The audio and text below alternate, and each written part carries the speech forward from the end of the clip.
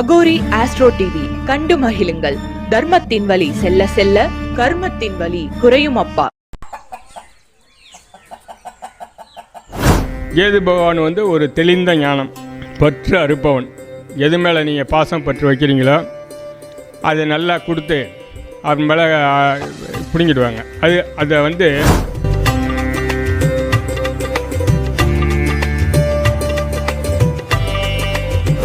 இந்த புத்திரஸ்தானம் 5ஆம் இடத்துல கேது இருந்ததுனால உடனே ஒரு ஜாதகர் வந்தான்னா அவங்களோட வயசையும் பார்த்துக்கணும். ஒரு 25 வயசு 30 வயசில் ஆண் பெண் ஜாதகம் யாராவது கொண்டுட்டு வந்தாங்கனாக்கா நீங்கள் கணக்கெல்லாம் போடுறதுக்கு முந்தையே கையில் கொடுத்தோன்னுமே 5ஆம் இடத்துல கேது இருந்ததுனாக்கா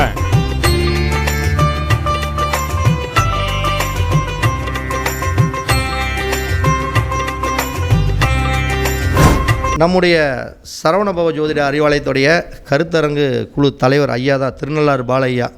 அவர் திருநள்ளாறுலேருந்து பயங்கர மழை இருந்தாலும் மாதம்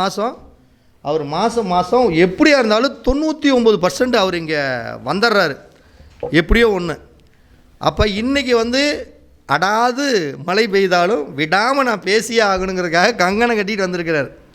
இதுதான் ஆர்வங்கிறது. அதுதான் எப்பயுமே ஜோதிடத்தில் ஒரு நல்லா புரிஞ்சுக்கணும். எந்த கிரகங்கள் நல்லா இருந்தாலும் சரி, நல்லா இல்லைனாலும் சரி, நான் சொல்லுவேன் ஒரே விஷயம், எல்லாருமே ஜோசியம் கற்றுக்கலாம், எல்லாருமே ஜோதிடம் கற்றுக்கலாம். இந்த கிரகம் இருந்தால் குரு நல்லா இருந்தால் தான் ஜோதிடம் வரும், புதன் நல்லா இருந்தால் தான் ஜோதிடம் வரும், குரு நல்லா இருந்தாலும் ஜோதிடம் வரும் அப்படிங்கிறதெல்லாம் போய் நீ நல்லா இருந்தீங்கன்னா ஜோதிடம் வரும். ஒரே விஷயம் நான் சொல்கிறது என்னென்னா, நீ நல்லா இருந்தீங்கன்னா ஜோதிடம் வரும். அப்போ என்ன அர்த்தம்? உனக்கு அது மேலே ஒரு லவ் வரணும். ஒரு பிள்ளையை லவ் பண்ணுறதுக்கு எப்படி துரத்துறோம்? நல்லா யோசனை பண்ணுங்க. ஒரு பிள்ளைய பருவ வயசில் இருக்கிற பசங்களுக்கும் தெரியும், அதை கடந்து உங்களுக்கு தெரியும். ஒரு பொண்ணை பார்க்கணுன்னா தூங்கவே மாட்டான். எப்படா விடிகால 5 மணிக்கு நீ அந்த பஸ் ஸ்டாண்டுக்கு வந்துருன்னு சொல்லிட்டா இவன் 4 மணி 12 மணிலேருந்து முடிச்சிட்டு இருப்பான். அப்புறம் எங்கேயாச்சும் கொஞ்சம் தூக்கம் வந்துச்சுன்னா தூங்கிட்டோம்னா ஒரு வேளை 5:30 மணி தாண்டிடுமோ, போக முடியாமல் போயிருமேனு தூங்க மாட்டான், தூக்கம் வராது. அப்போ ஒரு பொண்ணை பார்க்குறதுக்கு எவ்வளவு வெறித்தனமாக நம்ம அலையிறோமோ அந்த அலைச்சலில் யார் ஒருத்தர் ஜோதிடத்தை நேசிக்கிறாங்க அவங்களாம் ஜோசியர் தாங்க. இங்கே கிரகமும் தேவையில்லை, எதுவுமே தேவையில்லை. இதுதான் உண்மை. அப்போ இன்றைக்கி ஒரு அற்புதமான விஷயம், 12 வீடுகள்லேயுமே ஜோதிடத்தில் கேது பகவான் 12 வீட்டில் இருந்தால் அவர் என்னென்ன நல்ல பலனை கொடுப்பார், இல்லை என்ன கெட்ட பலனை கொடுப்பார். அப்போ அந்த கேது பகவானுடைய 12 பாவங்களுடைய சூட்சமங்கள் என்ன அப்படின்னு அழகாக சொல்கிறதுக்காக நம்முடைய நிர்வாக குழு ஐயா, கருத்தரங்கு குழு தலைவர் திருநள்ளாறு பாலு ஐயா அவர்களை மேடைக்கு வரும்படி அன்புடன் வரவேற்கிறேன். உங்களோட கையில் கொஞ்சம் தட்டி அவருக்கு ஆரவாரம் பண்ணுங்கள்.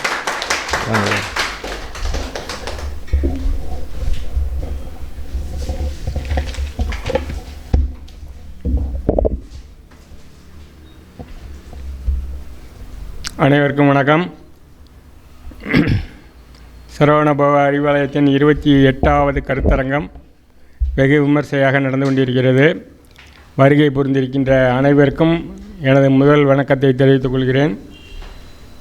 குருநாதர் சரவண பரணி பாரதி ஐயா என்மேல் மிகுந்த அன்பு கொண்டவர். கடந்த மாதம் எனக்கு பேசுவதற்கு வாய்ப்பளித்திருந்தார். எனக்கு உடல்நிலை கொஞ்சம் சுகக்குறைவாக இருந்ததுனால என்னால் வர முடியவில்லை. இந்த மாதமும் அதே மாதிரி புயல் வருமா வராதா, ஆழ்ந்த தாழ்வு அழுத்த காற்றழுத்த மண்டலம், உயர்ந்த காற்றழுத்த மண்டலம், அப்புறம் முன்னாடி கொஞ்சம் போயிடுச்சு, அப்புறம் பின்னாடி கொஞ்சம் வந்துருச்சு. இப்போ 108 அடி மைல் தூரத்தில் இருக்குது. 15 கிலோமீட்டர் வேகத்தில் வருது, அப்புறம் 8 கிலோமீட்டர் வேகத்தில் தான் வருது. இது அடிக்குமா அடிக்காதா, வருமா வராதான்னு தெரியாமல் ஒரே குழப்ப சூழ்நிலையாக இருந்துச்சு. ஆனால் மழை மட்டும் பெஞ்சிக்கிட்டு இருந்துச்சு. நான் கிளம்பி இங்கே வந்துட்டேன். அது அங்கே அடிச்சிக்கிட்டு இருக்கு. அடித்து முடிச்சுட்டு நான் இங்கே வந்துட்டேன். நேற்று நைட்டே வந்துட்டேன் இங்கே. சரி, அது ஒரு பக்கம் இருக்கட்டும். இப்போது நம்ம குருநாதரை வணங்கி குலதெய்வத்தை வணங்கி, எனது குலதெய்வம் அங்காள பரமேஸ்வரி, எனது குருநாதர் பரணி பாரதி ஐயா சரவணபவ அறிவாலயத்தினுடைய நிறுவனர் தலைவர். இப்போ நாங்கள் கேது பகவானை பற்றி பேசுகிறதுக்கு 12 ராசிகளில் கேது பகவான் என்றால் என்ன செய்வாருங்கிறத நம்ம பார்க்க வந்திருக்கிறோம். முதல்ல கேது பகவானுக்கு ஒரு காயத்ரி மந்திரத்தை சொல்லிவிட்டு அந்த கேது பகவான் எப்படி உருவானாருங்கிற கதையை ஒரு 2 நிமிஷம் சொல்லிவிட்டு அதுக்கு பிறகு இந்த பலன்களை எல்லாம் பார்ப்போம். ஓம் அஸ்வத்தாய வித்மயே சூலகஸ்தாய தீமகி தன்னோ கேது பிரச்சோதயாது. கேது பகவானுக்கு ஒரு வணக்கம். அடுத்தபடியாக கேது பகவான் எப்படி நமக்கு கிடைத்தார் அப்படிங்கிறத பற்றி ஒரு சின்ன கதை. பார்க்கடலை தேவர்களும் அசுரர்களும் கடைந்தாங்க. 2 பேர் 2 பக்கம் பிடிச்சி வாசி பாம்பை வச்சு மேருமலையை மத்தா வச்சு எல்லாம் கடைஞ்சாங்க. இது எல்லா கதையும் தெரியும். இது கடைஞ்சதுக்கு பிறகு அமிர்த கலசம் வந்தது. இதை யார் முன்னாடி பருகிறது, யார் தேவர்களா அசுரர்களாங்கிறதுல ஒரு பிரச்சனை வந்தது. அப்போது இந்த பிரச்சனை நாராயண பெருமாள்கிட்ட போணுச்சு. அவர் தான் இன்னும் டக்குன்னு மோகினி அவதாரம் எடுத்துருவார். அவர் மோகினியாக ஒரு அவதாரம் எடுத்து வந்தார். அமிர்த கொடுத்த என்கிட்ட கொடுங்க, நான் எல்லாருக்கும் பிரித்து பங்கிடுறேன் அப்படின்னு சொன்னார். அப்போ அந்த மோகினியோட அழகை பார்த்துட்டு எல்லாருமே ஒத்துக்கிட்டாங்க. தேவர்களும் ஒத்துக்கிட்டாங்க, அசுரர்களும் ஒத்துக்கிட்டாங்க. சரி நீயே கொடுமா அப்படின்னு சொல்லி அந்த அம்மா கையில் குடத்தை கொடுத்தாச்சு. இப்போ அவர் வார்த்துக்கிட்டே வர்றாரு, ஒவ்வொருத்தருக்காக கொடுத்துக்கிட்டு வர்றாரு. இதில் ராகு பகவான்கிறவர் கொஞ்சம் அவசர புத்திக்காரில்ல, எப்பயுமே ஸ்பீடு இல்லை. இந்த அமிர்தம் கொடுத்துக்கிட்டே வராங்க.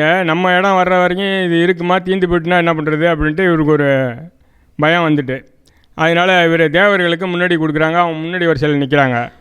டப்புன்னு இவர் என்ன பண்ணுறாரு, இவர் தேவர்கள் மாதிரி ஒரு உருவெடுத்து அவங்களோட போய் சேர்ந்து நின்றுக்கிறாரு. இந்த விஷயத்தை சூரியனும் சந்திர பகவானும் பார்த்துட்டாங்க. பார்த்துட்டு இவர் நின்று இவருக்கு கொடுக்க போகிறாங்க.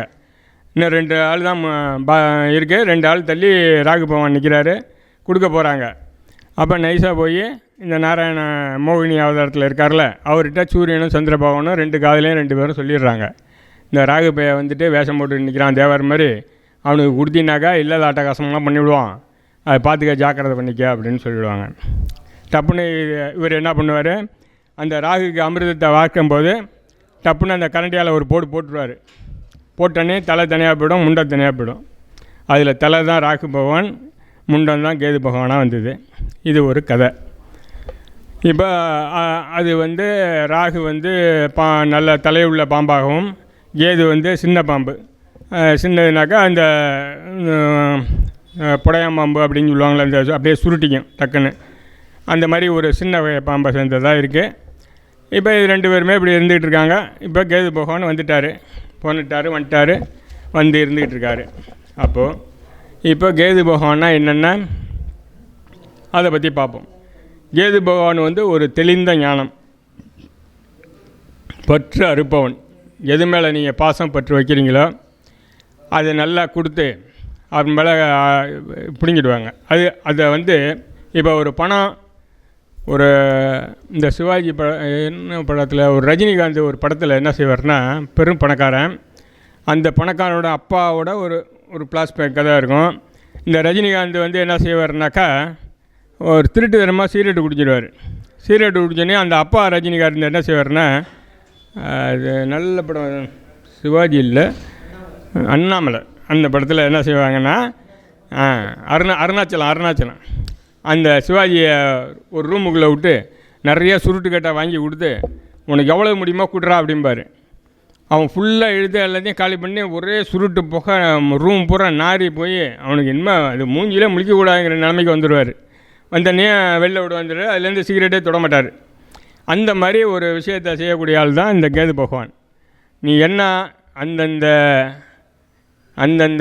லக்ன பாவம், அந்தந்த பாவங்களில் அந்தந்த பாகவ ரீதியானதை கொடுத்து மறுபடியும் அதை சலிக்க வச்சு அதில் ஒரு பிரச்சனையை உருவாக்கி அது மூலயமா ஒரு தண்டனையை அனுபவிக்கிற மாதிரி வந்து, இந்த இதே வேண்டாம்ப்பா, நமக்கு இந்த பணம்னா பணமே வேண்டாம், இந்த பெண்கள்னால் பெண்களே வேண்டாம், தண்ணி அடிக்கிறேன்னா தண்ணி அடிக்கிறதே வேண்டாம், இந்த மாதிரியான குணங்களெல்லாம் ஏற்படுத்தக்கூடியவர் பொதுவாக இந்த கேது பகவான். இப்போ பற்றறுப்பவர் ஞானத்தை பெறுவது தான், இந்த பற்று மூலியமாக ஒரு ஞானத்தை கொடுக்கறது தான் கேது பகவானோட வேலை. அதை அவர் கரெக்டாக செய்வார். சரி, அப்படி இருக்கும்போது இப்போ லக்ன புள்ளியில் கேது இருந்தால் என்ன செய்வார்னா, தெளிந்த ஞானத்தை கொடுப்பார். அதிகமாக பேச மாட்டாங்க, எப்பயுமே ஒரு சிந்தனையிலே இருப்பாங்க, ஒரு யோசனையிலே இருப்பான், ஒரு ஆராய்ச்சி பண்ணுற யோசனையில் இருப்பான். ஒருத்தன் வந்து ஃப்ரெண்டாக வந்து சேர்ந்தாலும் அவனை பற்றி முழுசாக தெரிஞ்சுக்கணும்பான், அதுக்கப்புறம் தான் அவனை ஃப்ரெண்டாக ஏற்றுக்கலாம். அதிகமான நண்பர்களை வச்சுக்க மாட்டார் பொதுவாக. அப்படியே வந்தாலும் அவன் என்ன ஆராய்ச்சி பண்ணி 100ல் ஒருத்தனை கடைஞ்சி எடுத்து தான் வச்சுப்பான். இந்த மாதிரியெல்லாம் ஒரு ஞானமான சிந்தனை, இப்படியெல்லாம் இருப்பார். பேசுனாக்கா கொஞ்சமாக பேசுவார், விஷயமாக பேசுவார், அனாவசியமாக பேச மாட்டார். இது இப்படி ஃபஸ்ட்டு. 2ஆம் இடத்துல பண விஷயத்தில் 2ஆம் இடத்துல கேது வந்ததுன்னா பணத்தில் ஒரு பிரச்சனை என்னென்னா நிறையா பணத்தை கொடுத்து அது மூலிமா பிரச்சனையை உண்டாக்கி அது ஒரு சிக்கலை உருவாக்கிறது. பொதுவாக கேதுனாலே ஒரு சிக்கலை முதல்ல உண்டாக்கி தான் அவனுக்கு தெளிஞ்ச ஞானத்தை திருப்பி கொடுக்குறதுக்கு வருவார். இப்போ இந்த 2ஆம் இடத்துக்காரனுக்கு ஒரு பணம் நிறையா கிடச்சிக்கிட்டே இருந்ததுனாக்கா சிக்கலில் மாட்ட போகிறான்னு அர்த்தம். அதுக்கப்புறமேல குடும்பம். 2ஆம் இடத்துல குடும்பஸ்தானம் இருக்குது, தனஸ்தானம், அடுத்து குடும்பஸ்தானம்னா பொழுதனைக்கும் மனைவியோட சண்டை தான். 2ல் கேது இருந்ததுன்னா 8ல் ராகு இருக்கும். அப்போ 8ஆம் இடத்து ராகு 2ஆம் இடத்துக்கு கேது சேர்ந்து என்ன செய்யணும்னா சண்டையை வளர்த்து விட்ருவோம். பொழுதனைக்கும் பொண்டாட்டியோட சண்டை இருக்குன்னா அவனை போய் பார்த்தோம்னாக்கா 2ஆம் இடத்துல கேது இருக்கும். இல்லை மனைவிக்கோ கணவனுக்கோ ஒரு அன்பு ஒரு பிணைப்பில் பிரச்சனை. இவன் ஒன்று சொன்னால் அது வேறு ஒன்று சொல்லும், அவன் அது வேறு ஒன்று சொன்னதுன்னா இவன் வேறு ஒன்று சொல்லுவான், சண்டை வந்துடும். இது வந்து ஒரு பெரிய பிரச்சனையாக இருக்கும் அவங்களுக்கு. இந்த 2ஆம் இடத்துக்காரவங்களுக்கு கொஞ்சம் சிறு வயசில் வந்துடக்கூடாது. கேது தசை கேது பற்றியெல்லாம் சின்ன வயசில் வந்து மாட்டிடக்கூடாது. ஏன்னா அவங்களோட கல்வி பாதிக்கப்பட்டுடும். கொஞ்சம் ஒரு 40 வயசுக்கு மேலே வந்ததுன்னா கொஞ்சம் பிரச்சனையை சமாளிக்கக்கூடிய அளவுக்கு. இப்போ கல்யாணம் ஆனவங்களே பார்த்திங்கன்னா புதுசாக கல்யாணம் ஆனவங்க ஒரு 3 வருஷம் இல்லை ஒரு 5 வருஷம் கழித்து இந்த மாதிரி தசை வந்ததுன்னா கொஞ்சம் ஓரளவுக்கு சமாளிப்பாங்க. ஏன்னாக்கா அதுக்குள்ளே ஒரு அண்டர்ஸ்டாண்டிங் வந்துடுவாங்க. ஒரு குழந்தையெல்லாம் பிறந்துடும், ஒரு குழந்தைக்காக வேண்டி வாழணுங்கிற ஒரு சூழ்நிலை இருக்கும். இப்போ முதல்லே வந்துட்டுனாக்கா கண்டிப்பாக வந்து இது அம்மா வீட்டுக்கு போகிறதுக்கும் இவன் போய் அழைச்சிட்டு வர்றதுக்கும் இல்லைன்னா இவன் கோச்சிக்கிட்டு போகிறதுக்கும் எப்போ இவர் திரும்பி வருவார்னு இது பார்க்குறதுக்கும் இந்த மாதிரியான ஒரு சூழ்நிலைகள் ஆகிப்போயிடும். அதனால் கொஞ்சம் லேட்டாக வந்ததுன்னா கொஞ்சம் நல்லது. இதோட இந்த ஆள் வந்து அதிகமாக யார்கிட்டையும் பேசி வைக்கிறது கொஞ்சம் குறைச்சிக்கணும். ஒரு வாக்கு கொடுக்கக்கூடாது. நானாச்சு உனக்கு நான் பார்த்துக்கிறேன், உங்கள் குடும்பத்தை உன்னை நான் பார்த்துக்கிறேன், உன் கடனெல்லாம் நான் அடிக்கிறேன், நீ பிறகாட்டி திருப்பி கொடுன்னா வசமாக போய் மாட்டுவான். இந்த மாதிரி ஒரு வாக்கு கொடுக்கக்கூடாது.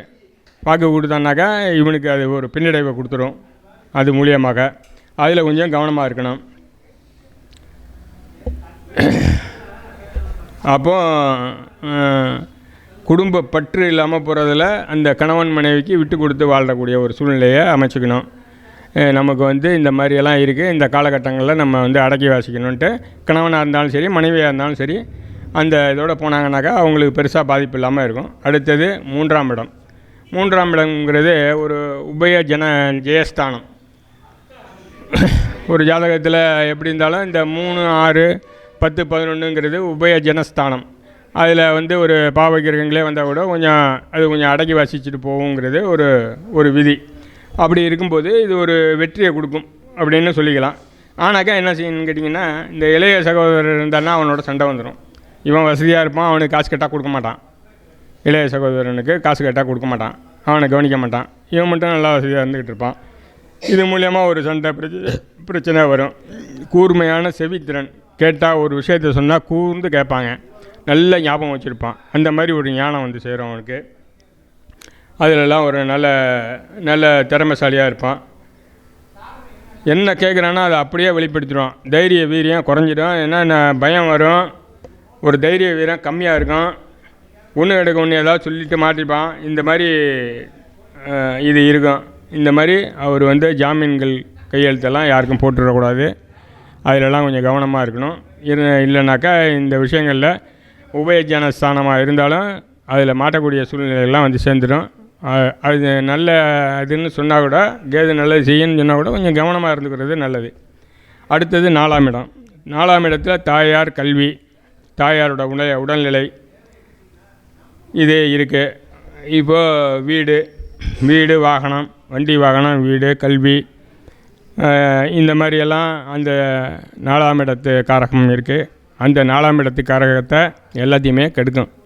இந்த கேது வந்ததுன்னாக்கா இந்த அம்மாவுக்கு உடம்பு சரியில்லாமல் போகிறது இது வரும் கண்டிப்பாக. இந்த ஜாதகத்தை நீங்கள் எடுத்து கையில் வச்சு பார்த்தோன்னே 4ஆம் இடத்துல ஜாயிண்ட் ஆகிருந்ததுன்னா, தசையோ பற்றியோ நடந்ததுன்னா அம்மாவுக்கு எப்படி இருக்குங்கன்னு ஒரு வார்த்தை கேட்டிங்கன்னா அவன் எல்லா கதையும் உங்களுக்கு சொல்ல ஆரம்பிச்சிடுவான். அதை பார்த்துக்கணும். அப்புறம் கல்வி தடைப்பட்டுரும். சிறு வயசில் வரக்கூடாது. படித்து முடித்ததுக்கப்புறம் வந்ததுன்னா பிரச்சனை இல்லை. சிறு வயசுலேயே வந்ததுன்னா அவன் கல்வி வந்து அவ்வளோதான் அம்போல் ஆகிடும். அதை பார்த்துக்கணும். தாயாரோட உடல்நிலை, அப்புறம் வீடு வந்து அடிக்கடி ரிப்பேர் ஆகும். ஒரு வண்டி வச்சுருந்தானா வண்டி அடிக்கடி எங்கேயாச்சும் மோதும் இல்லை ரிப்பேர் ஆகிடும். அதை சீர் பண்ணுறதுக்கே இவனுக்கு வேலைப்படும். புது வீடு தான் கட்டியிருந்தா கூட அதில் வந்து ஒரு பக்கம் ஒழுகிட்டு இருக்கும், ஒரு பக்கம் கரண்ட்டு வேறு மாதிரியாக வயரிங் கொடுத்துட்டு போடுவான். இந்த மாதிரியெல்லாம் அதில் தொடர்ந்து அதை ரிப்பேர் செலவு பண்ணிக்கிட்டே இருக்க மாதிரி தான் இருக்கும். இந்த மாதிரி ஒரு சூழ்நிலை வந்து இந்த 4ஆம் இடத்துக்கு இது வந்து அது பண்ணிக்கிட்டு இருக்கோம். அதுக்கு பிறகாட்டி 5ஆம் இடம் புத்திரஸ்தானம், காதல், இதெல்லாம் உள்ள ஸ்தானம். இது என்னன்னு சொன்னீங்கன்னாக்கா, இந்த புத்திரஸ்தானம் 5ஆம் இடத்துல கேது இருந்ததுனால உடனே ஒரு ஜாதகர் வந்தான்னா அவங்களோட வயசையும் பார்த்துக்கணும். ஒரு 25 வயசு 30 வயசில் ஆண் பெண் ஜாதகம் யாராவது கொண்டுட்டு வந்தாங்கனாக்கா, நீ கணக்கெல்லாம் போடுறதுக்கு முந்தையே கையில் கொடுத்தோன்னுமே 5ஆம் இடத்துல கேது இருந்ததுனாக்கா, என்னம்மா குழந்தை சம்மந்தமாக எதாவது பிரச்சனையா என்னான்னு கேட்டிங்கனாக்கா மறுபடியும் அவங்க கதையை சொல்ல ஆரம்பிச்சிடுவாங்க. இப்போ என்கிட்ட ஒரு ஜாதகம் வந்தது, 5ஆம் இடத்துல கேது இருந்துச்சு. என்ன பிரச்சனைம்மா, என்ன குழந்தை பிரச்சனை, என்ன பிரச்சனை, குழந்தை வந்து உருவாகி அழிஞ்சுதா இல்லை உருவாகவே இல்லையான்னு கேட்டேன். அவங்க உண்மையை சொல்லிட்டாங்க. இதுக்காக தாங்க ஏன் வந்தேன், குழந்தை உருவாகி 7ஆம் மாதம் அது இறந்தே பிறந்துச்சு அப்படின்னு கதையை சொல்லிட்டாங்க. அதுக்கப்புறம் என்ன நடக்குங்கிறத நான் பார்த்து சொன்னேன். சரி அதுதான் எப்படி இருக்குன்னு சொன்னாக்கா அவங்களுடைய பொண்ணு ஜாதகத்தை கொடுத்தாங்க. இது மாப்பிள்ளையோட ஜாதகம். அப்புறம் இந்த அவங்களுக்கும் அப்படியே இருக்குது. அதாவது ஒரு கூட்டம் வந்து ஒரு குடும்பத்திலே போய் சுற்றி வருது, அதுக்காக சொல்ல வரேன். இதெல்லாம் கொஞ்சம் நம்ம பார்த்தனுமே கவனிச்சுக்கலாம். இந்த 5ஆம் இட கேது என்ன செய்யணுனாக்கா, இந்த தேவையில்லாத காதல் பிரச்சனையை உண்டாக்கிடும். இந்த பிற பெண்களை பார்க்குறது, ஒரு மனைவி இருக்கும்போது இன்னொரு தேவையில்லாத காதல் உறவு, தகாத இதுன்னு சொல்கிறாங்கல்ல, அந்த மாதிரியே போய் ஆசைப்பட்டுட்டு போய் சரி அது கிடைக்குமா, நிலைக்குமா, நல்லா இருக்கலாமா, சௌக்கியமாக இருக்கலாமான்னா இல்லை. இது வந்து அது மூலியமாக போய் பணம் காசெல்லாம் நிறையா செலவு பண்ணிவிட்டு கடைசியில் என்ன அது டாட்டா கட்டிட்டு போடும். அதுவும் ஒன்றும் ஒத்துவிட்டு வராது. இவன் செலவு பண்ணதான் மிச்சம் இருக்கும், வேஸ்ட்டான அலைச்சலாக இருக்கும். அதோட இவன் சுற்றுனதும் பணம் செலவு பண்ணதும் அந்த நேரமும் காசும் எல்லாமே வேஸ்ட்டாக போயிடும். கடைசியில் நிலச்சிருக்குமான்னா அது இல்லை, ஒன்றும் புண்ணியம் இல்லாத கதையாக தான் போகும். அதே மாதிரி அந்த குழந்தைகள் உருவாகி பிறந்து வந்தாலுமே அவங்க வந்து அப்பாவுக்கு உதவி பண்ணுவான், நம்ம சொன்னபடி கேட்பான், நமக்கு சப்போர்ட்டாக இருப்பாங்கிறத தயவுசெய்து எதிர்பார்க்காதீங்க. இந்த 5ஆம் இடத்துல கேது இருக்கிறவங்க குழந்தை மேலே அதீத அன்பு வைக்காதீங்க. ஏன்னா அவனால் ஒன்றும் உங்களுக்கு பிரயோஜனம் இருக்காது. வளருங்க, அன்பாக வளருங்க, போங்க. ஆனால் இவன் பண்ணுவான், இவன் நமக்கு சப்போர்ட்டாக இருப்பான் அப்படிங்கிறதெல்லாம் நீங்கள் நினைக்கிறேன். அவன் வேலையை பார்த்துட்டு அவன் போயிட்டே இருப்பான். அதை மனசில் வச்சுக்கிட்டு மற்ற விஷயங்கள்லாம் செய்யுங்க. அதனால தான் அந்த இடத்துல ஒரு சிக்கலை உருவாக்குறாங்க. அந்த கேதுவை கொண்டாந்து 5ல் வச்சாங்கன்னாக்கா அங்கே ஒரு சிக்கல் உருவாகிட்டுன்னு அர்த்தம். அந்த காதலுக்கு ஒரு சிக்கல், அந்த குழந்தைக்கு ஒரு சிக்கல். இவன் இந்த ஆள் என்ன பண்ணுவான்னா ஆன்மீக நாட்டத்தில் போவான், தேடுதல் போவான். இந்த மந்திரங்கள் பண்ணுறது, தந்திரங்கள் பண்ணுறது, இதை போய் ஒரு பிரச்சனை வந்துட்டுனாக்கா அதை எப்படி சமாளிக்கிறதுன்னு யோசிக்காமல் இது ஏதாவது எனக்கு சேவனை வச்சுட்டாங்க போல் தெரியுது, இது ஏதாவது சரி பண்ணுறதுக்கு இருக்கா, ஏதாவது மந்திரவாதி எங்கே இருக்கான்னு பார்க்க ஆரம்பிச்சிடுவான். இது 5, 9க்கெல்லாம் இந்த வேலை எல்லாம் இந்த யோசனை தான் வரும் அவங்களுக்கு. ஒரு இது வந்துட்டுனாக்கா இப்படி 5ஆம் இடத்தோட பிரச்சனைகள் இப்படி போயிட்டுருக்கோம். அப்புறம் வந்து பூர்வீக சொத்துங்கிறது இவங்களுக்கு கிடைக்காது, வாய்ப்பு இருக்காது, அதை அனுபவிக்கவும் முடியாது இவங்க. அந்த மாதிரி ஒரு பிரச்சனையாக இருக்கும். பூர்வீகத்தை விட்டு இவங்க தள்ளி போய் வாழ்வாங்க, வேறு ஊரில் எங்கேயாச்சும் எட்டி போய் வாழ்வாங்க. குடும்பத்தோட அதாவது அந்த அப்பா வீட்டோட அட்டாச்மெண்ட்டாக இருக்க மாட்டாங்க, தனியாக போய் எங்கேயாவது வாழ்ந்துக்கிட்டு இருப்பான். பூர்வீக சொத்து இவனுக்கு கிடைக்கவும் கிடைக்காது, அதை பற்றி ஒன்றும் இருக்காது. பூர்வ புண்ணிய பாக்கியங்கிறது ஒன்றும் இருக்காது. அது வந்து 5ஆம் இடத்தோட கேதுவோட விஷயங்கள் அப்படி. இப்போ 6ஆம் இடம், 6ஆம் இடம்னா உபயஜனஸ்தானம். ரைட்டு. 6ஆம் இடத்துல கடன், வம்பு, வழக்கு, எதிரி இதெல்லாம் இருக்குது. ருணரோக சத்ரு ஸ்தானம். அப்போ அந்த ருணரோக சத்ரு ஸ்தானத்துக்கு ஒரு வலு சேர்க்கக்கூடியது ஜெயஸ்தானம்ங்கிறதுனால அது ஒரு ஹெல்ப் பண்ணும், ஒரு நல்ல உதவி பண்ணும். அந்த கடன், ஒரு கோர்ட்டில் வம்பு வழக்கு, ஒரு எதிரி, இவனை எல்லாத்தையும் அடித்து காலி பண்ணிவிடும் கேது 6ல் இருந்துனாக்கா. அப்புறம் என்ன இதில் ஒரு கவனிக்க வேண்டிய விஷயம் என்னென்னாக்கா, இது வந்து உடல் நிலையை வந்து நம்ம ஜாக்கிரதையாக பார்த்துக்கணும். ரோகஸ்தானம், இந்த ரோகத்துக்கு அதை வந்து கொடுக்க ஆரம்பிச்சிடும். இந்த ரோகத்தை வந்து கொடுக்கும், உடல் உபாதைகளை கொடுக்கும், இந்த வயிறு சம்பந்தமான உபாதைகள். இவங்க வந்து ஜீரணம் ஆகக்கூடிய பொருளை மட்டும் சாப்பிட்டுக்கணும். அதிகமாக மட்டன் சிக்கனை போட்டு தாக்கி வம்ப வளர்த்துக்கக்கூடாது. அது மாதிரிலாம் செஞ்சாங்கன்னா அடிக்கடி உடல் வயிறு சம்பந்தமான பிரச்சனைகள், அந்த வயிற்று பகுதியில் சார்ந்த உடல் உபாதைகள் நிறையா வர்றதுக்கு வாய்ப்பு வரும். அதெல்லாம் கொஞ்சம் தவிர்த்து இந்த மாதிரி காலகட்டங்களில் அவங்க ஜாக்கிரதையாக அது நடந்துக்கணும். அடுத்தது 7ஆம் இடம் தான் முக்கியமான இடம். 7ஆம் இடம் என்னன்னு கேட்டிங்கன்னா, வாழ்க்கையில் சண்டை சச்சரவு, மனைவியோட வாழ்க்கை துணையோட, ஆணாக இருந்தாலும் சரி பெண்ணாக இருந்தாலும் சரி, அங்கே 2ஆம் இடத்துக்காக தான் இங்கேயும் சண்டை சச்சரவு வந்துடும். பொழுதன்னைக்கும் சண்டை வரும். இந்த சண்டை முத்தி போனதுன்னா மாரகம் கூட சம்பவிக்க வாய்ப்பு இருக்குது. அந்த அளவுக்கு போகாமல் இவங்க நம்ம கால நேரம் சரியில்லை, கேது வந்து பகவானை வந்து உட்காந்துருக்காரு அப்படின்னு சொல்லிட்டு அதை நம்ம வந்து தவிர்த்துக்கணும்.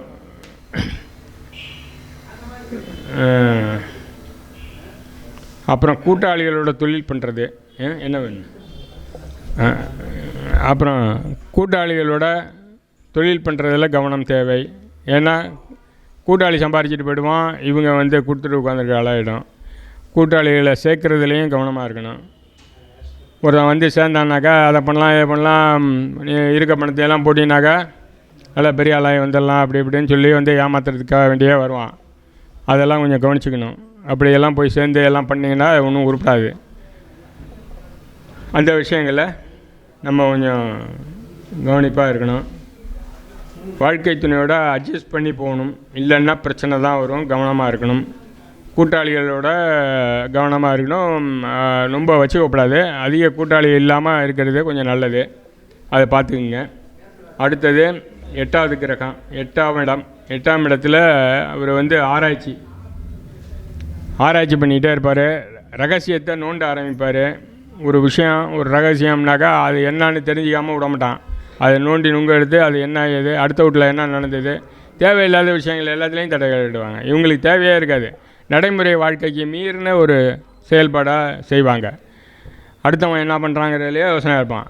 அவன் வீட்டில் என்ன நடந்தது, அந்த ரகசியத்தை தெரிஞ்சுக்கிட்டு அதை எல்லாத்தையும் போய் சொல்லணும். இந்த மாதிரியான பிரச்சனையெல்லாம் வரும். வெளியில் கொண்டுட்டு வர்றது, புதையலை தேடுறது, மந்திர உபதேசம் பண்ணுறது, இது மாதிரி இந்த 8ஆம் இடத்துக்கு கேது வராமல் இருந்தால் ரொம்ப நல்லது. அப்புறம் ஆயிலை பற்றி சிந்திக்கிறது, பயம் வந்துடும். நம்ம எவ்வளோ நாளைக்கு இன்னும் இருப்பேன்னு தெரில, உடம்புலாம் இப்படி பண்ணு தொடர்ந்து இப்படியே நம்ம வாழ முடியுமான்ட்டு ஒரு ஆயிலை பற்றின ஒரு சிந்தனை, யோசனை, ஒரு பயம் எல்லாமே வந்துடும். இந்த யோசனையிலேயே பொழுதன்னைக்கும் இருப்பாங்க. ஒரு பய உணர்வு இருந்துக்கிட்டே இருக்கும் எப்பயுமே. இந்த மாதிரி இருக்கிறது ஒரு 8ஆம் இடத்தோட விஷயங்கள். அடுத்தது விபத்து கண்டம், இதுவும் 8ஆம் இடத்துல வரும். இந்த மாதிரி கேது வந்து தொடர்பு கொள்கிற நேரத்துங்களில் ஒரு விபத்து, ஒரு கண்டம்லாம் சொல்லுவாங்க. ஜாதகம் பார்க்கும்போது நமக்கு ஆயுள் காரகத்தை பார்த்தோம்னாக்கா இந்த மாதிரியெல்லாம் தொடர்பு வந்ததுன்னா இந்த நேரத்தில் நீங்கள் கவனமாக இருக்கணுங்க. உங்களுக்கு ஒரு ஆயுள் கண்டம் அது இதெல்லாம் இருக்குது. இந்த 8ஆம் இடத்தோட இந்த கேது இருக்கும்போது இந்த கூடாத கிரகங்கள்லாம் சேர்ந்ததுனாக்கா, சுப பார்வை இல்லைனாக்கா இந்த மாதிரி பிரச்சனையெல்லாம் வர்றதுக்கு நிறைய வாய்ப்பு இருக்குது. அதெல்லாம் நம்ம கணித்து சொல்லலாம். அது 8ஆம் இடத்தோடது. அடுத்தது 9ஆம் இடம், பாக்கியஸ்தானம். தாய் தந்தையோட திருப்தி இருக்காது. தாய் தந்தையரோட ஒரு திருப்தியான வாழ்க்கை இருக்காது. அப்பா ஒன்று சொன்னால் இவன் ஒன்று சொல்லிக்கிட்டு இருப்பான். மந்திர உபதேசங்கள் பண்ணுறது, கேட்குறது, இது இவருக்கு ரொம்ப பிடிக்கும். 9ஆம் இடத்துல இருந்தேன்னா இன்னொரு அப்பா அம்மாவை தான் பிடிக்காத ஒழிஞ்சு நல்ல குருமார்கள் கிடைப்பாங்க. இவருக்கு நல்ல குருமார்கள் கிடைப்பாங்க. குருமார்களை தேடி போவான் 9ஆம் இடத்துல. அப்புறம் வந்து கோயிலுக்கு போகணுன்னாக்கா இங்கே இருக்க சிவன் கோயிலுக்கோ பிள்ளையார் கோயிலுக்கோ போக மாட்டான். காசிக்கு போகிறேன்மா, ரொம்ப தூரமாக இருக்க கோயிலை தேர்ந்தெடுப்பான். காசி போகிறேன், திருப்பதி போகிறேன், குறைஞ்சபட்சம் எங்கேயாவது எட்டி எங்கே இருக்குது அப்படின்னு போவான். சமயத்தில் என்னன்னு கேட்டிங்கனாக்கா ரொம்ப தீவிரம் அடையும் போது என்ன செய்வான்னா காணாமே போயிடுவான். ஆள் ஒரு வருஷம் 2 வருஷம் ஆள் இருக்க மாட்டான். அப்புறமேலே பார்த்தாக்கா ஒரு லெட்ரு வரும், நான் இந்த மாதிரி இந்த சாமியார் ஆசிரமத்தில் இருக்கிறேன், நீ எல்லாம் ஒன்றும் கவலைப்பட வேண்டாம். எப்போ ஒரு வருஷம் 2 வருஷம் கழிச்சு போடுவான். இவன் இங்கே தேடிட்டு முட்டிகிட்டு கிடப்பானுங்க. இந்த மாதிரியெல்லாம் வேலையெல்லாம் இவன் பண்ணுவான். இந்த 9ஆம் இடத்துல கேது வந்ததுன்னா இந்த மாதிரி வேலைகளெல்லாம் பண்ணுவான். இந்த காசி கங்கான்னு தூர தேசம் போகிறது, நீண்ட தூரம் போகிறது, சில பேர் வெளிநாடே கூட போயிடுவான். தாய் தந்தையரை பிடிக்காத செயலை செய்வான். ஆன்மீக பயணம், குரு தேடி போவது, அதெல்லாம் நல்லாயிருக்கும். சொந்த ஊரை விட்டு ஓடி போயிடுவான். வெளியூரில் வசிக்கிறதுக்கு தான் முக்கால்வாசி ட்ரை பண்ணுவான். அதுதான் அவங்களுக்கு பிடிக்கும். அவன் பிடிச்ச வேலையை செய்ய ஆரம்பிச்சிடுவான். இது வந்து 9ஆம் இடத்துல கேது வரும்போது இந்த வேலைகள். அப்புறம் அடுத்தது 10ஆம் இடம். 10ஆம் இடம் உபயஜயஸ்தானம். இவர் என்னன்னு கேட்டிங்கன்னா, வேலை வாய்ப்பு நல்லா வரும். ஒரு வியாபாரம் பண்ணாருன்னா இல்லை புத்திசாலித்தனமாக வியாபாரம் பண்ணுவார். அவர் வியாபாரம் பண்ணுறது மட்டும் இல்லை, மற்ற கூட்டாளிகள் வியாபாரம் நிறுவனங்கள்லாம் பெருசாக வச்சுருக்காங்கல்ல, அவருக்கெல்லாம் இவன் யோசனை சொல்லுவான். இவன் யோசனையை கேட்டு அவன்லாம் பெரிய ஆளாக போடுவான். இவன் மட்டும் அப்படியே தான் இருந்துகிட்டு இருப்பான். இவனுக்கு என்னென்னு கேட்டிங்கன்னா, ஒரு நேரம் பார்த்திங்கன்னா பெரிய பிரம்மாண்ட வளர்ச்சியாக இருப்பான். மறுநேரம் அப்படியே இறங்கிடுவான் கீழே. மறுபடியும் அப்புறம் ஏறுவான். மறுபடியும் பிறகாட்டி கீழே இறங்கிடுவான். இது தொடர்ந்து நடந்துக்கிட்டு இருக்கான். மருத்துவ சம்மந்தமான படிப்பு படிக்கிறதுக்கு இந்த 10ஆம் இடத்துக்கு ஏது வந்துன்னா நீங்கள் ரெஃபர் பண்ணி சொல்லலாம். நீங்கள் டாக்டருக்கு படிக்கலான்னு சொல்லலாம். அவன் ஒரு டாக்டர் இல்லைன்னா கூட, சாதாரணமாக இருந்தான்னா கூட என்ன செய்வான்னு கேட்டிங்கனாக்கா, சாதாரணமாக அவன் இருந்தான்னா கூட என்ன செய்வான்னா, நீ ஒரு மூட்டை வலிக்குதுன்னு சொன்னேன்னு வச்சுக்கேன். ஏன் மூட்டை வலியா வீங்கி போய்ட்டு கணுக்கால் வரைக்கும் வீங்கிட்டு அப்படின்னு வந்தாங்கன்னு வச்சிங்களேன். சார் தெரிஞ்சவங்க இல்லை ஜோசியம் பார்க்கவே வந்தாங்க, அவங்களுக்கு இப்படி இருக்குன்னு சொன்னாங்கன்னு வச்சிங்களேன். உடனே ஒரு மருத்துவத்தை சொல்லுவான். என்ன ஒன்றும் இல்லையா, இந்த கடுகு எண்ணெயில் கிராம்பை போட்டு எரிங்க, 100 கிராம் கடுகு எண்ணெய் வாங்குங்க, 10 கிராம் கிராம்பை போட்டு எரித்து வச்சுங்க, இளம் சூடாக தடவுங்க, மூட்டு வலி வீக்கம்லாம் தானாக போயிடும் அப்படிங்கிற ஒரு வைத்தியத்தை சொல்லுவான். அது அவன் சொல்கிறது வந்து அவங்க போய் செஞ்சுட்டு வந்து நல்லா இருக்குன்னு சொல்லுவாங்க. இது நான் சொன்னது தான், வேறு ஒன்றும் இல்லை. அவங்க வந்து நல்லா இருக்குன்னு சொல்லுவாங்க. அதேமாரி இவன் வந்து பெரிய நிறுவனங்களுக்கு என்னென்ன மாதிரி செய்யுங்கன்னு ஐடியா கொடுப்பான். இந்த ஐடியா கொடுத்தானாக்கா அவன்லாம் டாப்பில் வருவான். சூப்பராக ஓடிட்டுருக்கோம்.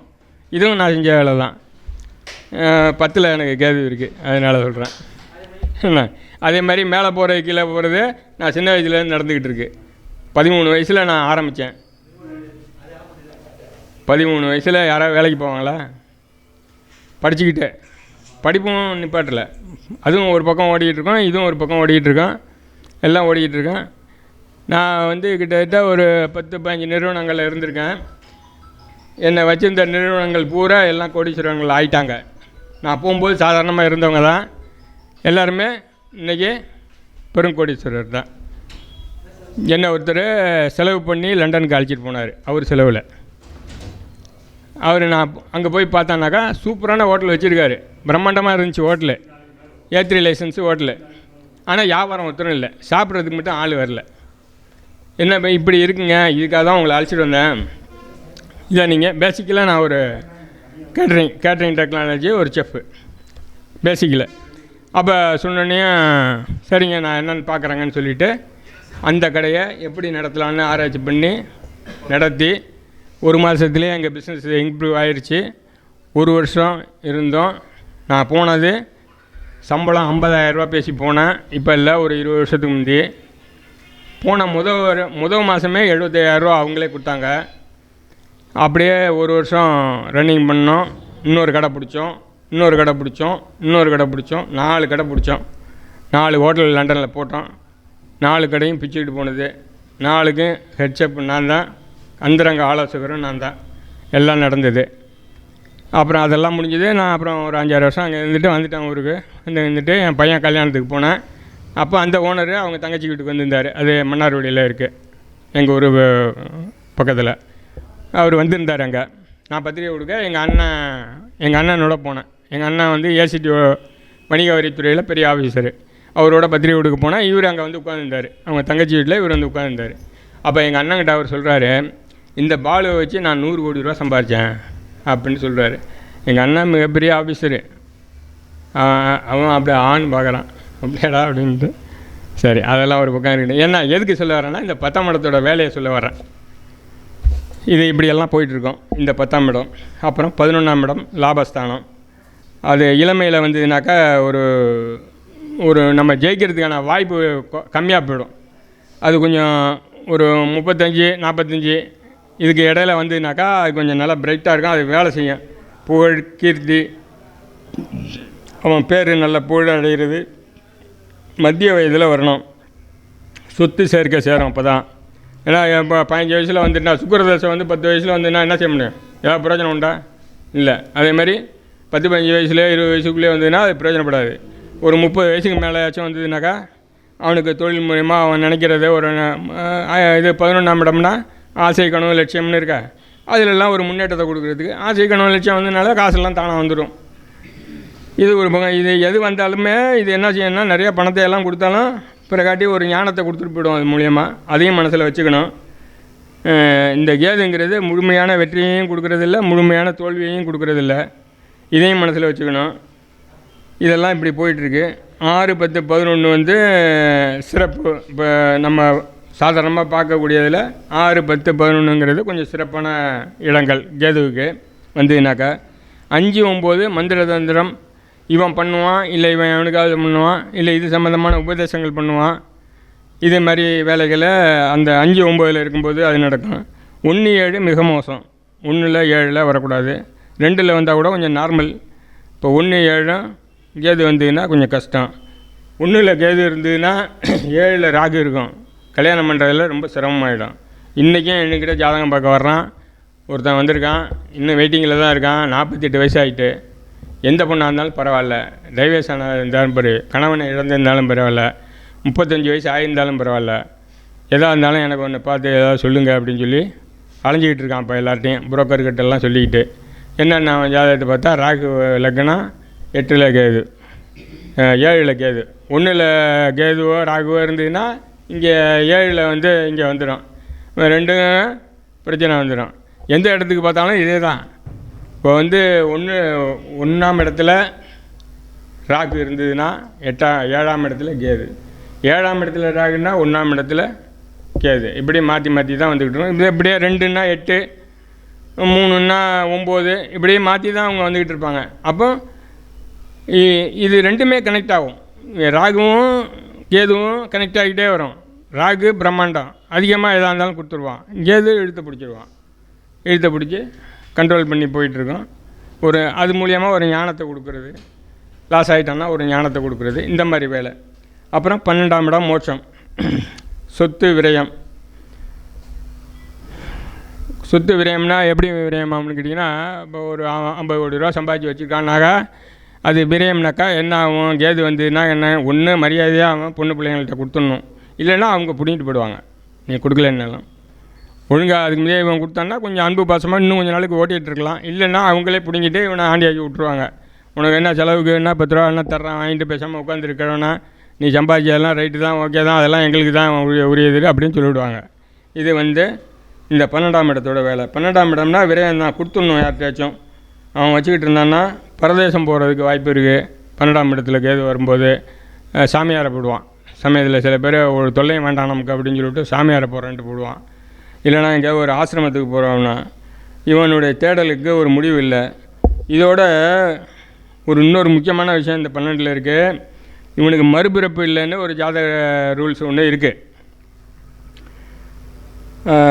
7, 49வது பிறவி வந்தான்னாக்கா அவனுக்கு அப்போ கேது வந்து 12ல் உட்காந்துதுனாக்கா அதை குரு பார்த்துதுனாக்கா அப்போ அந்த மாதிரியெல்லாம் ஒரு சில விதிகள்லாம் இருக்குது. அப்போ வந்து இவனுக்கு இது கடைசியான ஒரு மனித வாய்ப்பு அப்படின்ட்டு 7, 49 என்னென்னு கேட்டிங்கன்னா 12 ராசி 9 கிரகம் 27 நட்சத்திரத்தை கூட்டிங்கன்னா 48 வரும். 1 வந்து அடிஷ்னல் ஒரு கிரேஸ் பீரியட்னு சொல்லுவாங்கள்ல, அதுமாதிரி வேணால் வச்சுக்கலாம் ஒரு வருஷத்தை. அப்படி வச்சிங்கன்னா 49வது பிறவியில் மனித பிறவி முடியுது அப்படின்னு சொல்லி ஒரு கணக்கும் இருக்குது. இதெல்லாம் இப்படி இருந்துக்கிட்டு இருக்கும்போது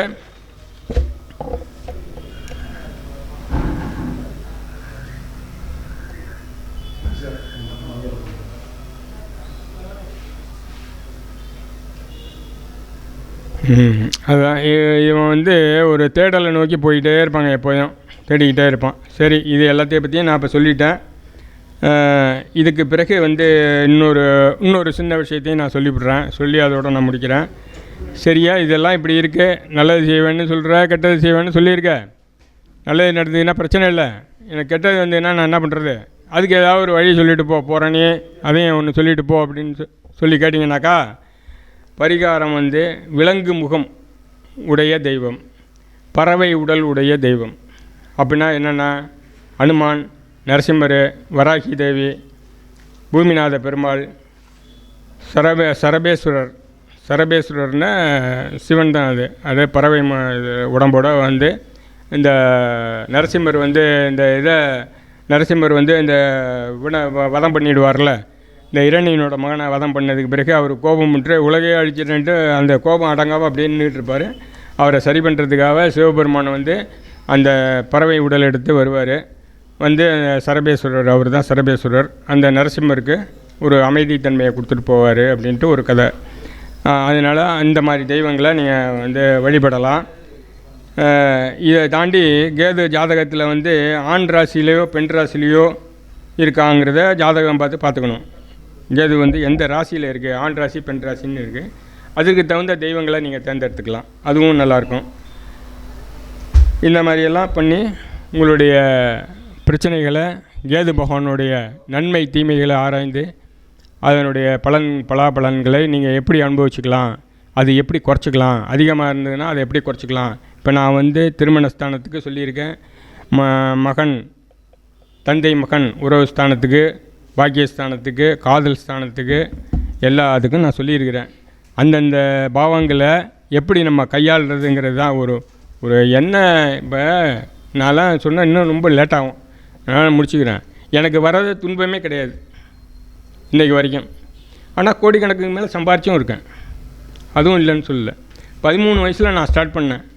வீட்டுக்கு எனக்கும் தொடர்பு இல்லாமல் 13 வயசில் ஆணுச்சு. 13 வயசுக்கு பிறகு சம்பாதிச்சேன், சாப்பிட்டேன், மிச்சப்படுத்தினேன். என் சொந்த காசுலாம் கல்யாணம் பண்ணிக்கிட்டேன். அப்போவே என்கிட்ட 1,50,000 லட்ச ரூபா இருந்தது. சொந்த காசில் கல்யாணம்னா 1,50,000 லட்ச ரூபானா எவ்வளோ ரூபான்னு தெரியுமா? இன்றைக்கி எத்தனை வருஷத்துக்கு முந்தி? 40 வருஷத்துக்கு முந்தி. அப்போவே என்கிட்ட பணம் இருந்துச்சு. ஆனால் வெறும் ஆளாக வீட்டிலேருந்து வந்தது தான். நான் எதையுமே எடுத்துகிட்டு வரல, சும்மா வெறும் ஆள், கட்டின வெட்டியோடு வெளியில் போனது தான். அப்படி இருந்துட்டு நான் இதே மாதிரி நமக்கு எதுக்கு நான் என் பெருமையை சொல்கிறதுக்கு வரல. இதே மாதிரி வந்து எவ்வளோ துன்பங்கள் வேணாலும் வரும். அது எல்லாத்தையும் நம்ம சமாளிக்கக்கூடிய தெம்பு தைரியத்தை நம்ம ஏற்படுத்திக்கணும். தைரிய வீரிய ஸ்தானம் குறைஞ்சி போகட்டும், ஏது வந்து எங்கே வேணாலும் உட்காரட்டும், ராகு வந்து எங்கே வேணாலும் உட்காரட்டும், சனி தசை நடக்கட்டும், சனீஸ்வரன் என்னையே நேராக பார்க்கட்டும், என்ன டோன்ட் வரி, என்ன பண்ணிவிடுவ நீ, நான் பார்க்குறேன் உன்னை. அப்படி தான் இன்றைக்கி வரைக்கும், அப்படி வரைக்கும் தான் இன்றைக்கி வரைக்கும் இருந்துகிட்ருக்கேன்.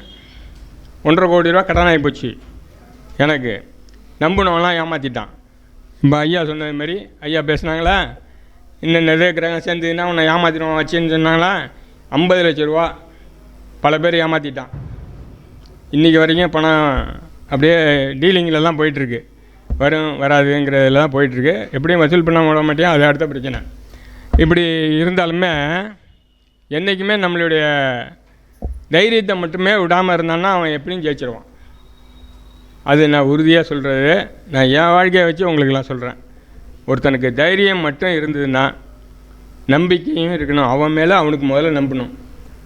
என் மேலே எனக்கு என்ன எப்படி தெரியுமா, என்னென்னு கேட்டிங்கன்னா, எனக்கு வந்து மகர ராசி, மிதுன லக்னம், 8 6 தொடர்பு. என்ன பண்ணுவீங்க? இப்படி வந்தால் 8, அப்படி வந்தால் 6 இருக்கட்டும். அதனால் என்ன பண்ணுவேன்? நான் பயப்பட மாட்டேன். நீ 8 6 ஆயிரு, 8 6 12 கூட இரு, 4 8 12 ஆயிரு, நான் பயப்பட மாட்டேன். நான் எதையும் சமாளிக்க தானே நான் வந்திருக்கேன். நான் பார்த்துக்கிறேன். நீ பண்ணுற நீ பண்ணு, உன்னை எப்படி மடக்கணும்னு எனக்கு தெரியும், நான் மடக்கிறேன். அதனால் நண்பர்களே, எதுக்கும் பயப்படாதீங்க. எதாக இருந்தாலும் துணிஞ்சு அடிங்க. ஜோதியம்மா வர்றேன்னா அப்படியே கூப்பிட்டு வச்சு ஜாதகத்தை பார்க்குறதுக்கு தயங்கவே தாங்காதீங்க. எனக்கு இதெல்லாம் ஐயா சொல்லி கொடுத்தது தான். ஜாதகம் பார்க்க வரேன்னா பயப்படாதீங்க, வாங்குங்க, நல்லா சொல்லுங்கள், நல்லா இல்லாமல் தான் சொல்லுங்கள். அவனுக்கு போய் சக்ஸஸ் ஆகிட்டான்னா நாளைக்கு தேடிட்டு கூப்பிட்டுட்டு வருவான். சரியில்லாமல் இருக்கவன் வரமாட்டான். 10 பேருக்கு 2 3 பேர் சரியில்லாமல் போவான், அவன் வரமாட்டான். அவதி கவலைப்படாத, இந்த நல்லா இருக்கணும்னு போய் ஆளை கூப்பிட்டு வருவான். இதே நேரத்தில் நீங்கள் என்ன செய்யணும்னா, இந்த ஞானத்தை கூட்டிக்கணும். சரி, நம்ம எந்த இடத்துல தவறு பண்ணோங்கிறத பார்த்துக்கணும். இன்னதுக்கு இன்னது நம்ம சொன்னோம், அது ஏன் சரியாகல? அப்போ ஐயா சொன்னாங்கள்ல, இப்போ நின்ற நட்சத்திரம் வேலை செய்யாதெல்லாம் நீ சொல்கிறது சரியாக வந்திருக்காதுன்ட்டு.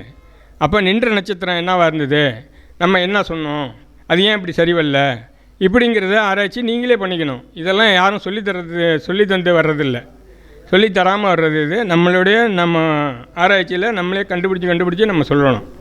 அப்படி வந்தீங்கன்னா தான் நீங்கள் ஜோசியத்தில் ஜெயிக்க முடியும். நிறைய ரீல்ஸ் இதை பாருங்கள், இந்த வீடியோக்களை போட்டு பாருங்கள். வெளியில் போடுற வீடியோக்களெல்லாம் பாருங்கள், என்னெல்லாம் சொல்லியிருக்காங்க, நம்ம என்ன சொல்கிறோம், நம்ம எப்படி ஜோசியத்தை எடுத்து நம்ம அடுத்தவங்களுக்கு சொல்கிறோம், எதோட கனெக்ட் ஆகியிருக்கு, எதோட கனெக்ட் பண்ணி நம்ம சொல்கிறோம், இதெல்லாம் பாருங்கள். இதெல்லாம் பார்த்தீங்கன்னா உங்களுக்கே ரிசல்ட்டு, இந்த ஜாதகத்துக்கு இதுதான் ரிசல்ட்டு, இந்த ஜாதகத்துக்கு இதுதான் ரிசல்ட்டு. இப்போ ஒரு ஜாதகத்தை கொடுத்தானுமே உனக்கு இது பால்ட்டுறானா ஊங்குறானே, எப்படி? நம்மளுடைய ஆராய்ச்சி தான் இது. நம்மளே ஆராய்ச்சி பண்ணி நம்மளே ஒரு ரிசல்ட்டு பண்ணி நம்ம கண்டுபிடிச்சிக்கணும். அப்போ நீங்கள் பெரிய ஆள் ஆகலாம். நீங்கள் சொல்கிறதே வாக்கு வன்மை கொண்டுட்டு வரணும். வாக்கு வன்மை பெறுறதுக்கு ஒரு தேவதையை வசியம் பண்ணி வச்சுக்கணும். வசியம் பண்ணினா மந்திரத்தில் சொல்லலை, தாந்திரிகத்தில் சொல்கிறேன். ஏதாச்சும் ஒரு தேவதையை நீங்கள் பிடிச்சி வச்சுக்கணும். அது நிறைய விஷயங்கள் இருக்குது. அதெல்லாம் பேசணும்னா நமக்கு ரொம்ப டைம் ஆகி போயும். குருநாதரை முதல்ல மனசில் நினச்சிக்கணும். நமக்கு சொல்லி கொடுத்த குருநாதர் இருக்காங்கள, அவங்கள ஐயா நான் ஜோசியம் சொல்ல போகிறேன், நீங்கள் என் வாயில் விழுந்து நாக்கில் விழுந்து நல்ல செய்தியாக அவங்களுக்கு சொல்லுங்கள். மேக்சிமம் கெட்டது சொல்லாதீங்க. கெட்ட செய்தி தெரிஞ்சுதுன்னா அதை நாசுக்காக சொல்லுங்கள், நம்ம வாயால் சொல்ல வேண்டாம். அதுவும் இந்த 2ஆம் இடத்துல கேது இருக்கவங்களாம் தயவுசெய்து சொல்லவே சொல்லாதீங்க. நிறைய இடங்களில் கெட்ட செய்தி சொல்கிற ஜோசியரே இருக்காங்க. அவங்க கெட்ட செய்தியை டப்புன்னு சொல்லிவிடுவாங்க, அது கரெக்டாக நடந்து போயிடும். அதெல்லாம் 2ஆம் இடத்துக்கு கேதுக்காரனோட வேலை. அந்த வாக்கு வன்மை அவனுக்கு அந்த கேது வேலை செய்யும். வாக்கு வன்மை நிறைய பேர் வேலை செய்வாங்க. குரு வேலை செய்யும், சுக்கிரன் வேலை செய்யும், வாக்கு வன்மையவே. சனி வேலை செய்யும். ஒவ்வொருத்தர் வேலை செய்யும். நாக்கில் நின்று பேசுகிறது அது அந்த கிரகசாரம் ஐயா சொன்னாங்க பாருங்கள், அந்த நட்சத்திரம் நின்ற நட்சத்திரம்லாம் சொல்கிறாங்களே, அதுபடி அவனுக்கு அமையும். இதெல்லாம் இருக்கும்போது நம்ம சொல்கிறத அப்படி டாக்டிஸாக நாசுக்காக தப்புன்னு சொல்லிடக்கூடாது. சில பேர் இந்த நோட்டை தூக்கியெல்லாம் போடுவாங்க. அதெல்லாம் நோட்டை தூக்கியெல்லாம் போடவே போடாதீங்க.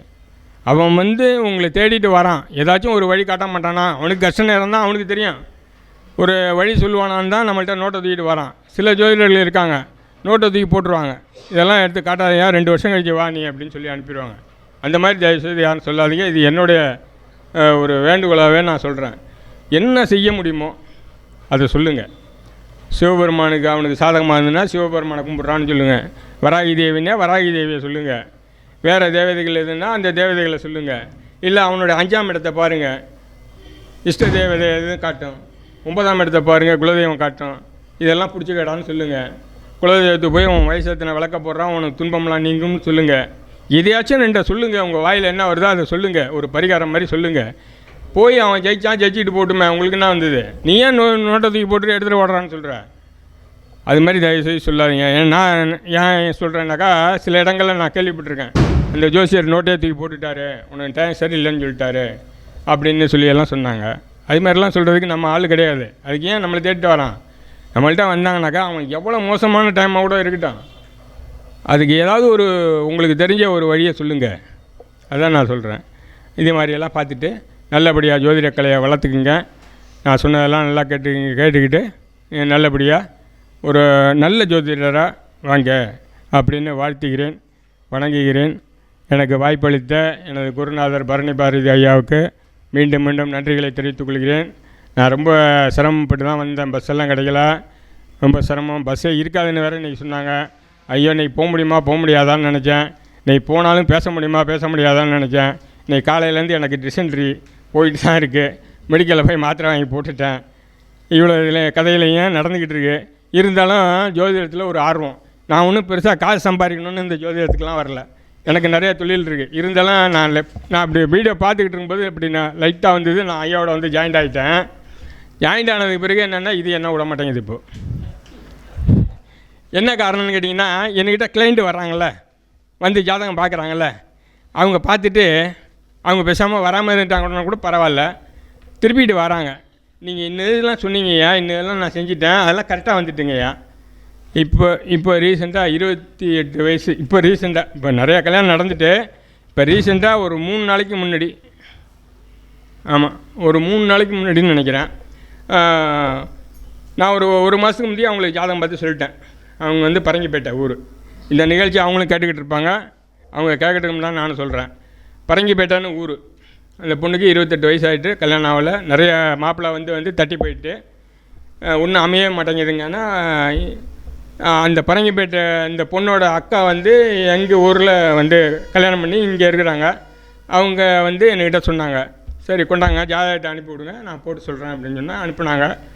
போட்டு சொன்னேன். என்னென்ன மாதிரி உங்கள் பொண்ணோட குணங்கள் இருக்குது, இந்த குணங்கள் இப்படி இருக்குது, இதுக்கு தகுந்த மாப்பிள்ளை நீங்கள் தேடணும். சரி, இந்த பொண்ணுக்கு இந்த மாதிரியான மாப்பிள்ளை வருவாங்க, அரசாங்க உத்தியோகம், நல்லா சம்பாதிக்கக்கூடிய உத்தியோகமாக இருக்கும், இந்த பொண்ணும் சம்பாதிக்கும், 2 பேருமே சம்பாதிப்பாங்க. நான் சில குணநலன்கள் அது சார்ந்த இது செய்தி எல்லாமே சொல்லிட்டேன். இந்த திசையில் மாப்பிள்ளை வருங்கிறதையும் வரைக்கும் சொன்னேன். இந்த பரிகாரங்கள்னு சொன்னேன். நான் சொன்ன பரிகாரங்களை பரங்கிப்பேட்டையில் உள்ள சிவன் கோயில், ரொம்ப பிரசித்தி பெற்ற சிவன் கோயில் இருக்குது, அங்கேயே அவங்க செஞ்சாங்க. 12 வாரம் நான் சொல்லியிருந்தேன், 12 செவ்வாய்க்கிழமை செய்ய சொல்லியிருந்தேன். அவங்க 4 செவ்வாய்க்கிழமை தான் செஞ்சாங்க. 4 செவ்வாய்க்கிழமை செஞ்சதுக்கு பிறகு மாப்பிள்ளை வந்தார். இந்த பரிகாரம் கைத்தட்டுறது ஐயாவுக்கு தான். ஐயா சொன்ன பரிகாரம் தான் அது. இளநீர் அபிஷேகம் சிவனுக்கு ஐயா சொன்ன அபிஷேகம். ஐயா சொன்ன அந்த பரிகாரத்தை தான் நான் சொன்னேன் அவங்களுக்கு. அவங்க 4 வாரத்தில் வந்தார், பொண்ணை பார்த்தாரு, பிடிச்சிருந்து. அந்த பொண்ணு பார்க்குற வேலை வரைக்கும் நான் சொல்லி அனுப்பினேன் அவங்களுக்கு. பொண்ணு பார்க்க வந்தாங்கன்னா, இல்லை நீங்கள் அவங்கள பார்த்தாலும் சரி, அவங்க உங்களை பார்த்தாலும் சரி, சந்திர ஓரையில் மீட் பண்ணுங்கன்னு சொல்லியிருந்தேன். அதே மாதிரி சந்திர ஓரையில் மீட் பண்ணாங்க. நிச்சயம் இந்த ஞாயிற்றுக்கிழமை இன்றைக்கி தான் நடக்குது அப்படின்னு நினைக்கிறேன். அவங்க தான் ஃபோன் பண்ணி சொன்னாங்க, நிச்சயம் நாங்கள் கோயிலில் தான் வச்சுருக்கோம், சிம்பிளாக பண்ணுறோம், நீங்கள் கல்யாணத்துக்கு அவசியம் வந்துடுங்க. அரியலூரில் கல்யாணம், பரங்கிப்பேட்டையில் வரவேற்பு, எந்த ஒரு சௌகரியமோ நீங்கள் அவசியம் வந்துடணும். நீங்கள் வராமல் நாங்கள் கல்யாணம் பண்ணுறது எங்களுக்கு ரொம்ப கஷ்டமாக இருக்கும். நீங்கள் அவசியமாக கல்யாணத்தில் ஆசீர்வாதம் பண்ணிட்டு தான் போகணும். நாங்கள் 28 வருஷமாக நாங்கள் இந்த பொண்ணுக்கு ஒரு 5-6 வருஷமாக அவங்க அலையிறாங்க எப்படி கல்யாணம் பண்ணுறதுன்னு. இப்போ நீங்கள் ஏதோ ஒன்று சொன்னீங்க, ஏதோ நடந்துட்டுங்கிறது இல்லை, நீங்கள் சொன்னதை நாங்கள் கரெக்டாக செஞ்சோம். எங்களுக்கு உடனே நீங்கள் சொன்ன மாதிரியான மாப்பிள்ளையே கிடச்சிருச்சு. எங்களுக்கு ரொம்ப சந்தோஷம். நீங்கள் ஆசீர்வாதம் பண்ணிங்கன்னா இன்னும் சந்தோஷப்படுவோம். இதேமாதிரி நிகழ்ச்சி நிறையா நடந்துட்டு எனக்கு நான் பார்த்து சொன்ன இதுக்கு நிறையா நடந்திருக்கு. அது எனக்கு ஒரு சந்தோஷம். இந்த காரணங்களால தான் இந்த ஜோதிடம் என்னை இழுத்துட்டு போகுதுன்னு சொல்ல வரேன். அதுக்கு சொல்ல வரேன். நான் இப்போ நான் ஜோசியம் பார்த்ததெல்லாம் உங்கள்கிட்ட சொல்ல வரல. எதுக்காக நான் இதில் ஈடுபாடாக போயிட்டுருக்கேங்கிறதுக்கு அதுக்கு காரணம், நம்மளை நம்பி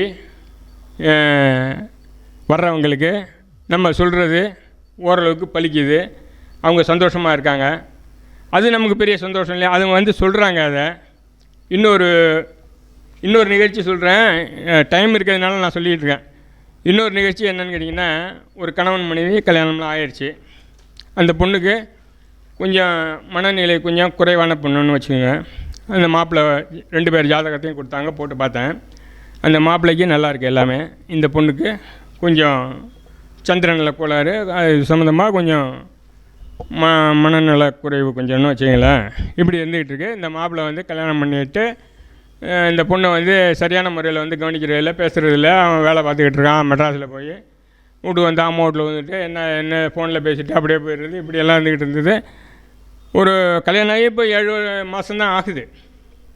நம்மள்கிட்ட வந்தோடனே நான் எல்லாத்தையும் ஜாதக ஆராய்ச்சியெல்லாம் 2 புருஷன் பொண்டாட்டி எல்லாத்தையும் போட்டு பார்த்துட்டு, இது கொஞ்சம் சிக்கலான பிரச்சனை தான்மா, உடனே முடிக்க முடியாது, கொஞ்சம் கொஞ்சமாக தான் முடிக்கணும், நான் சொல்கிற மாதிரியெல்லாம் சில விஷயங்களை செய்யுங்க அப்படின்னு சொல்லிவிட்டு சில சாங்கியங்கள்லாம் நான் சொன்னேன். இன்னென்ன மாதிரிலாம் செஞ்சிங்கன்னா இந்த ஜாதகம் வலுப்பெறும், அந்த ஜாதகமும் இது வலுப்பெறும்போது அவரும் உங்கள்கிட்ட பேச்சு விவரத்தை கொடுப்பாரு, வருவார் போவார். இப்படியே போய் கொஞ்சம் கொஞ்சமாக நவுத்தி தான் நீங்கள் இதை சேரக்கூடிய சூழ்நிலை. ஏன்னா இது கடுமையான, நீங்கள் பார்த்து பண்ணீங்களா பார்க்காம பண்ணீங்களா எனக்கு தெரியாது. அதனால் இது இப்படி இருக்குதுன்னு சொன்னேன். நான் சொன்ன ரூட்டை கடைப்பிடிச்சனையும் என்கிட்ட பார்த்துட்டு ஒரே மாதத்தில் மாப்பிள்ளை 3 நாள் தங்கியிருந்தார் இந்த வீட்டில். இவங்க போனாங்க, அந்த மாப்பிள்ளை வீட்டில் உட்காந்து பேச்சுவார்த்தை நடத்தினாங்க. பேச்சுவார்த்தை நடத்தும்போது நான் சில நேர காலங்கள் சொல்லியிருந்தேன், சில விஷயங்கள் அவங்களுக்கு கொடுத்துருந்தேன், தாந்திரிக விஷயங்கள் சிலது கொடுத்துருந்தேன். போனாங்க, வாங்க உட்காருங்க, பேசாமல் இருந்தவங்க 6 மாதமாக வாங்க உட்காருங்கன்னு சொல்லி பேச்சுவார்த்தை நடத்தி அப்புறம் மாப்பிள்ளை வர்றாரு போகிறாரு. இப்போ ஓரளவுக்கு சுமூகமாக போயிட்டுருக்கு. இப்படியெல்லாம் நடக்கிறதுனால தான் சரி நமக்கு இதுக்குள்ளே போகலாங்கிறது ஒரு ஈடுபாடுன்னு வச்சிங்களேன். இதுக்கெல்லாம் எங்கள் குருநாதருக்கு தான் முதல் நன்றியை தெரிவிச்சுக்கணும். அவருக்கு ஒரு பாராட்டையும் கைத்தட்டலையும் கொடுத்துருங்க என் சார்பில். என்னுடைய பேச்சு நல்லா பிடிச்சிருக்குன்னு நினைக்கிறேன். இந்த வீடியோ போடுவாங்க, மறுபடியும் நீங்கள் பாருங்கள். இது நிறையா உங்களுக்கு ஒரு உற்சாகத்தை கொடுக்கக்கூடிய ஒரு பேச்சாக இருக்குன்னு நான் நம்புகிறேன். நன்றி, வணக்கம் ஐயா. அகோரி ஆஸ்ட்ரோ டிவி கண்டு மகிழுங்கள். தர்மத்தின் வழி செல்ல செல்ல கர்மத்தின் வழி குறையும் அப்பா.